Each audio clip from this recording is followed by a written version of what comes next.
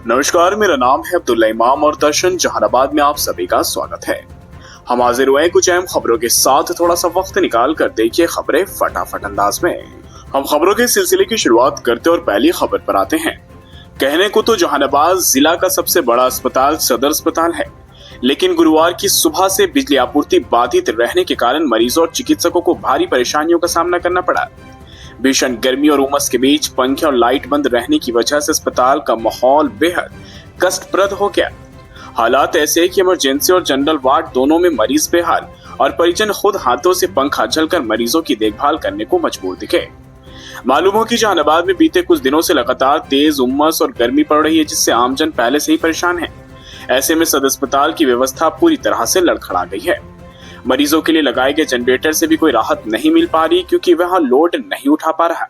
नतीजन वार्डों और इमरजेंसी कक्ष में भीषण गर्मी से मरीजों की हालत बिगड़ गई। बिजली कटौती की इस गंभीर समस्या को लेकर राष्ट्रीय जनता दल के एक जनप्रतिनिधि ने अस्पताल का निरीक्षण किया। उन्होंने मीडिया से बातचीत करते हुए राज्य सरकार को इस स्थिति का जिम्मेदार ठहराया और कहा कि सरकार 125 यूनिट मुफ्त बिजली के नाम पर लोगों को भ्रमित कर रही, जबकि जमीनी स्तर पर व्यवस्था बदहाल है। राजद नेता ने यह भी कहा कि अस्पताल में बिजली नहीं रहने से मरीजों को गंभीर दिक्कतें हुई और डॉक्टरों ने भी असहज स्थिति में काम किया। वहीं लोगों ने स्टाफ और डॉक्टरों की प्रशंसा भी की और गर्मी और अंधेरे के बावजूद डॉक्टरों ने पूरी निष्ठा से अपनी ड्यूटी निभाई। चैम्बर में गर्मी और अंधेरा रहने के कारण कई डॉक्टरों ने खुले में मरीजों को देखा ताकि उन्हें राहत मिल सके। नर्सिंग स्टाफ, वार्ड बॉय और सफाई कर्मी भी मरीजों की सेवा में लगे हुए, पर संसाधनों की भारी कमी के कारण व्यवस्था पूरी तरह से चरमर दिखी। मरीज के परिजनों का कहना है कि जनरेटर होने के बावजूद उसे समय पर नहीं चलाया गया। कई बुजुर्ग और महिलाओं को गर्मी के कारण चक्कर आने और सांस लेने में दिक्कत की शिकायत भी हुई। वहीं लोगों ने स्वास्थ्य विभाग से शीघ्र बिजली आपूर्ति बहाल करने की मांग करते हुए अस्पताल प्रशासन की लापरवाही पर कड़ी कार्रवाई की मांग की है। फिलहाल अस्पताल प्रशासन की ओर से इस पूरे मामले में कोई भी आधिकारिक बयान सामने नहीं आया है।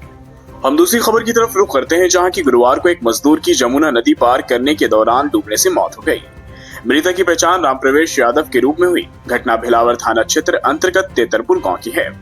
रामप्रवेश अपने गांव से काम की तलाश में दूसरे गांव जा रहे थे। रास्ते में जमुना नदी को पार करने की कोशिश की, लेकिन जैसे वे नदी में बीच में पहुंचे तो तेज धार में बह गए। बताया जा रहा कि उन्हें तैरना नहीं आता था, इसके बावजूद वे नदी में उतर गए। नदी में डूबते समय रामप्रवेश की चीख पुकार सुनकर पास के खेतों में काम कर रहे लोग दौड़े। ग्रामीणों ने तत्काल खोजबीन शुरू की, लेकिन तब तक देर हो चुकी थी और काफी मशक्कत के बाद शव को बरामद किया गया। घटना की जानकारी मिलने पर भिलावर थाने की पुलिस मौके पर पहुंची, शव को कब्जे में लेकर पोस्टमार्टम के लिए सदर अस्पताल लेकर आई। इसके बाद शव परिजनों को सौंप दिया गया।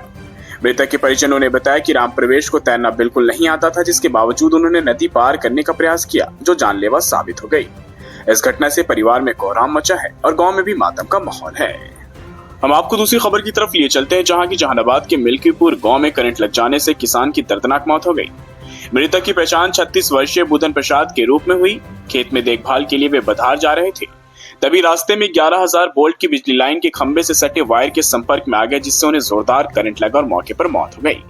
घटना की जानकारी मिलते ही परिजन दौड़े दौड़े मौके पर पहुंचे, लेकिन तब तक काफी देर हो चुकी थी। स्थानीय लोगों ने घटना की सूचना पुलिस को दी। इसके बाद पुलिस मौके पर पहुंची, शव को पोस्टमार्टम के लिए सदर अस्पताल लेकर आई। इधर मृतक के भाई रविंद्र प्रसाद ने बिजली विभाग की लापरवाही को इस हादसे का जिम्मेदार ठहराया। उन्होंने कहा कि बधार में बिजली लाइन का निर्माण सही ढंग से नहीं किया गया है। सटे वायर खुले हैं और खतरनाक स्थिति में है। पहले भी कई बार विभाग को सूचना दी गई, लेकिन कोई सुधार नहीं हुआ। वहीं परिजनों ने यह चेतावनी भी दी कि अगर बिजली तारों की मरम्मत नहीं की गई तो भविष्य में और भी बड़े हादसे हो सकते हैं। फिलहाल इस हादसे से गांव में शोक की लहर और परिवार का रो रो कर बुरा हाल है।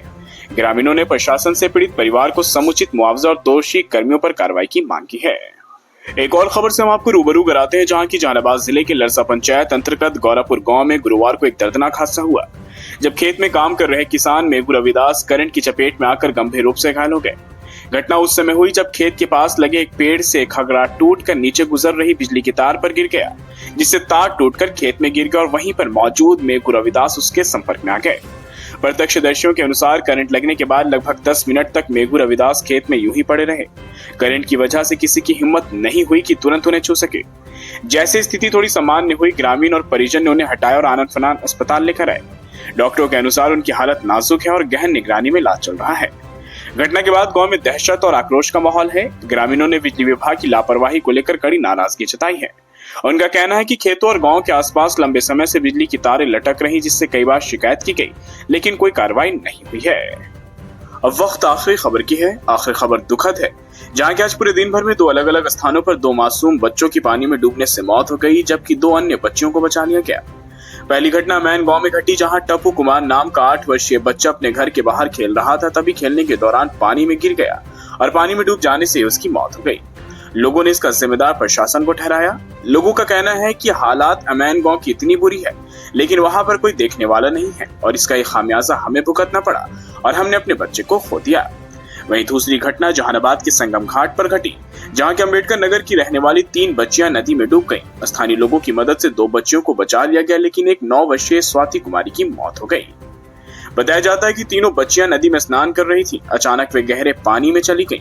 आसपास के लोगों ने जैसे बच्चियों को डूबते देखा, तुरंत नदी में छलांग लगा दी।